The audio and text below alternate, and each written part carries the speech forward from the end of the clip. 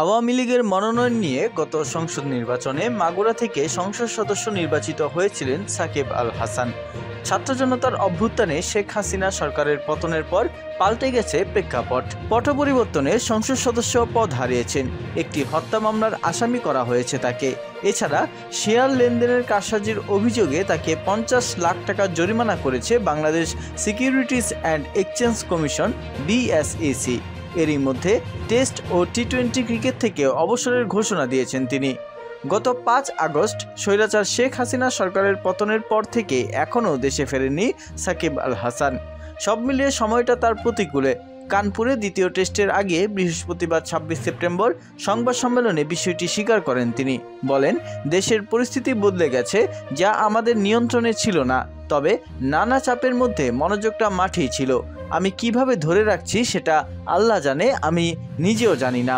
রাজধানী আদাবরের পোশাক কারখানার কর্মী মোহাম্মদ রুবেল হত্যার ঘটনায় অনেকের সঙ্গে আসামি করা হয়েছে সাকিব আল হাসানকে।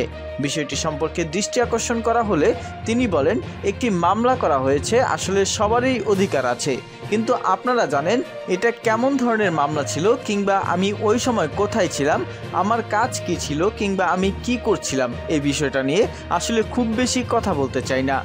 শেয়ার কারসাজির জন্য 50 লাখ টাকা জরিমানা প্রসঙ্গে সাকিব আল হাসান বলেন, আমার জীবনে আমি আসলে নিজে থেকে কখনো ট্রেড করিনি। কেউ যদি এটা বলে ট্রেডিং নিয়ে কথাও বলেছি, প্রমাণ দিলে আমি খুশি হব। এসব আসলে এখন যে কেউ যে কারো মতো করে করতে পারে। এই জিনিসগুলো যদি সুন্দর করে বলতো আমার জন্য মানসিকভাবে ভালো হতো, কারণ মিথ্যা অভিযোগগুলো আমার মনে হয় না ভালো কিছু করে দেশের মানুষের জন্য বাইরের মানুষের কাছে। আমি যেহেতু ট্রেডই করিনি নিজ থেকে, স্বাভাবিকভাবে আমার ভুল করার বা ওটার সঙ্গে যে শব্দগুলো যোগ করা হচ্ছে সেটাও আমার জন্য দুঃখজনক। বর্তমান পরিস্থিতিতে দেশে ফিরে কেমন নিরাপত্তা পাবেন তা নিয়ে সংশয়ে রয়েছেন দেশসেরা এই অলরাউন্ডার।